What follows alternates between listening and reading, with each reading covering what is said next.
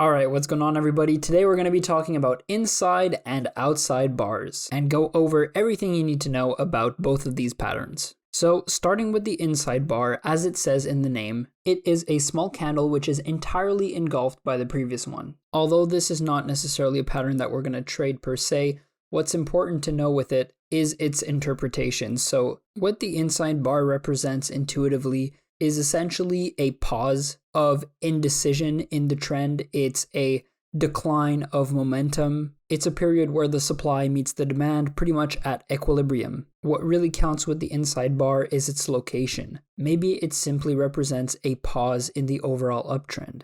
Or maybe it occurs at a point where the price is consolidating before reversing. But really it doesn't go much deeper than that.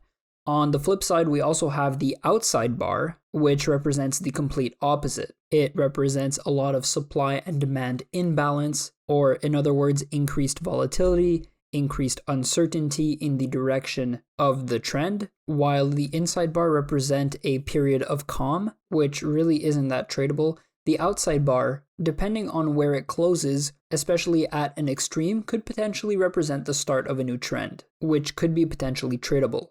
As such, we can identify bullish and bearish outside bars.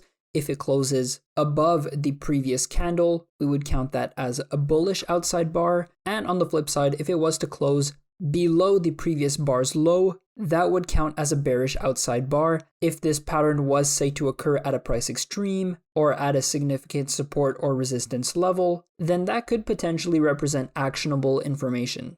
If you are interested in learning more about how to read the charts, different patterns in technical analysis, different trading strategies, I made an entire series 100% dedicated to this topic specifically, which can all be found in the technical analysis playlist on my channel. Thank you guys so much for watching. Drop a like if you appreciate the content. I'll see you guys in the next one. Peace out.